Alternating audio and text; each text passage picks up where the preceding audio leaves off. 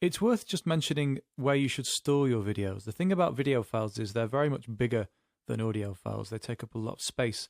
So you don't necessarily want to store them inside a Cubase project as such. They're much more suitable for storing in a different folder or perhaps on a different drive and just accessing as you need them. If you go into Cubase, and if you go into the pool, you're able to see where all the stuff in your project lives.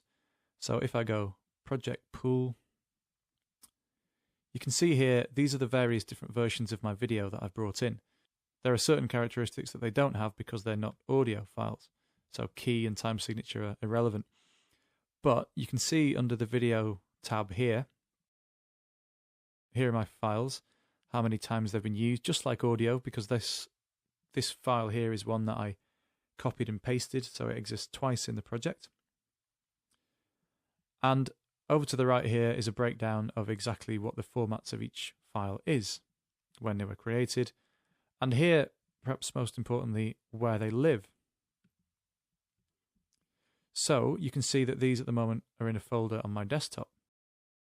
If I was to spin back over to the left, I can right-click on any of these video files,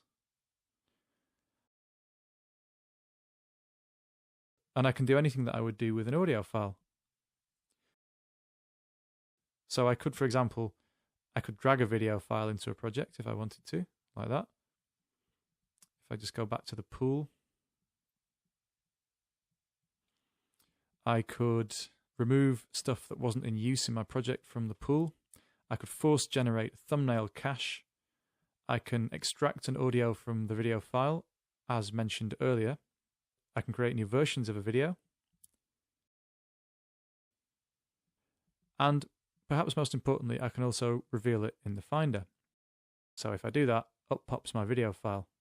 You can see that this file here, although it's only, 20-30 seconds long, is 827 megs, which is huge.